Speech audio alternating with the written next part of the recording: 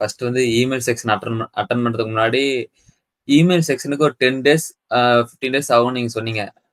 டோட்டலா நம்ம லேர்ன் பண்றதுக்கு. ஆனா வந்து நான் யோசிச்சேன் எனக்கு ஃபர்ஸ்ட்டு என்னன்னா, ஒரு இமெயில் செக்ஷனுக்காக நம்ம எதுக்கு இவ்ளோ 10 டேஸ், 15 டேஸ் ஸ்பெண்ட் பண்ணணும்? நான் ஆக்சுவலா நான் ஐடி கம்பெனில வொர்க் பண்ணிட்டு இருக்கிறேன். ஸோ ஐடி கம்பெனில வொர்க் பண்றதுனால, நம்ம வந்து மோஸ்ட்லி கம்போஸ் பண்ணி மெயில் வந்து சென்ட் தான் பண்ணுவோம். சரி இந்த சென்ட் பண்றதுக்கோசரம் எதுக்குடா நம்ம 10 டேஸ், 15 டேஸ் டைம் ஸ்பெண்ட் பண்ணணும்? அப்படின்னு எனக்கு ஒரு ஃபர்ஸ்ட் டைம் ஒரு ஐடியா தோணுச்சு அது மாரி.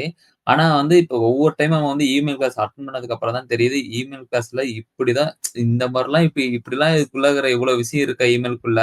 டாப் டூ பாட்டம் எல்லாமே வந்து ப்ராப்பரா சார் பிரிச்சு சொல்லி குடுத்துட்டாரு. சென்ட்லருந்து கம்போஸ் எப்படி பண்ணணும், சப்ஜெக்ட்ல என்ன மாரி பாசிட்டிவா குடுக்கணும், எப்படி வந்து கிளையன்ட்ட அப்ரோச் பண்ணணும், கம்யூனிகேஷன் எப்படி பண்ணணும். ஸோ இது மாரி எல்லாமே டோட்டலா வந்து டாப் டூ பாட்டம் வந்து இமெயில் செக்ஷன்ல நான் எக்ஸ்பெக்ட்டே பண்ணல. நான் என்னமோ நெனச்சேன் மோஸ்ட்லி வந்து இமெயில் செக்ஷன்னா வந்து சென்ட் தான் பண்ணணும் அப்படின்னு நெனச்சேன். ஆனா வந்து டோட்டலா டாப் டூ பாட்டம் வந்து ஃபுல்லா சொல்லிக் குடுத்துட்டாரு.